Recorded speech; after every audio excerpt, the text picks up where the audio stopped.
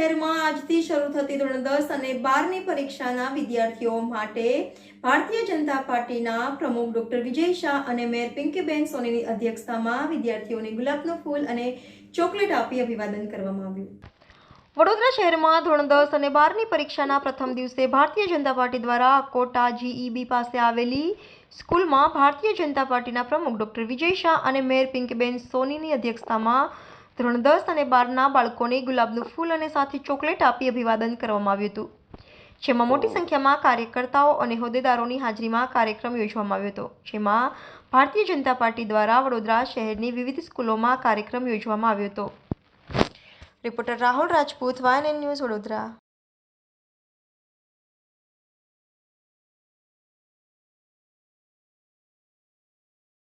બારની પરીક્ષા વિદ્યાર્થીઓની પરીક્ષા હોય છે, સાથે સાથે મા બાપની બી પરીક્ષા હોય છે। આપ બધાને જ આવકારવા આવ્યો છો, શું કહેશો? બોર્ડની એક્ઝામ ગુજરાત રાજ્ય માધ્યમિક શિક્ષણ બોર્ડ દ્વારા એક્ઝામ લેવામાં આવે છે, જે બાળકના ભવિષ્યના નિર્માણ માટે અને આગળ એને પોતાની કારકિર્દીમાં સફળતાના આસમાનને અડકવા માટે આ એક્ઝામ ખૂબ મહત્ત્વની હોય છે। ત્યારે ચોક્કસ પરિવાર માટે પણ બોર્ડની એક્ઝામ હોય એવો માહોલ થતો હોય છે। ત્યારે વડોદરા શહેરમાં ભારતીય જનતા પાર્ટી દ્વારા પણ પ્રતિવર્ષની જેમ આ વર્ષે GEB સ્કૂલ ખાતે બાળકોને આવકારવાનો તથા એમની હિંમત વધારવાનો, કારણ કે દરેક બાળક પોતાની રીતે ખૂબ સુંદર રીતે અભ્યાસ કરી અને પ્રિપેર થતા હોય છે, પરંતુ પરીક્ષાના સમયે જ્યારે આવી રીતે શહેરના શીર્ષસ્થ નેતૃત્વ દ્વારા એમને કુમકુમ તિલક કરીને ફૂલ આપીને જ્યારે એમનો આત્મવિશ્વાસ વધે છે, આવી રીતે જ્યારે એમનું અભિવાદન કરવામાં આવે છે અને ક્યાંક ને ક્યાંક એમને પરીક્ષા આપવા માટે, કારણ કે જિંદગીમાં સૌ પ્રથમ વખત જ્યારે પોતાની સ્કૂલની બહાર જઈ અને એક્ઝામ આપવાની છે, ત્યારે આ મોરલ સપોર્ટ પણ ખૂબ કામ લાગતો હોય છે।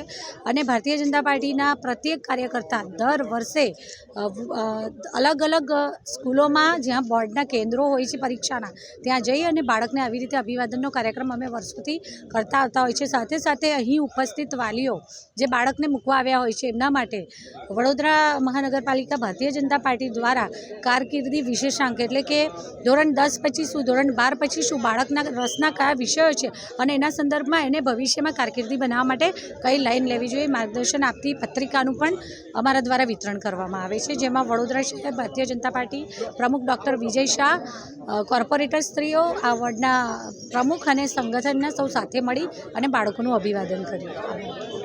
કેવી રીતે તૈયારીઓ દીકરા, કેવી રીતે? બસ બહુ સારી છે। શું વિચાર આવે છે આજે? કઈ નહીં, બસ પેપર કેવું હશે, ઈઝી હશે કે કોન્ફિડન્ટ છે। કોન્ફિડન્સ છે બિલકુલ। મમ્મી પપ્પાનું નામ રોશન કરવાનું? હા, કરવાનું 100%। શું બનવા માંગો છો? બાયોલોજી લેવાનું, સાયન્સમાં ડૉક્ટર। શું નામ બેટા તમારું? જયવી રબારી। થેન્ક યુ દીકરા।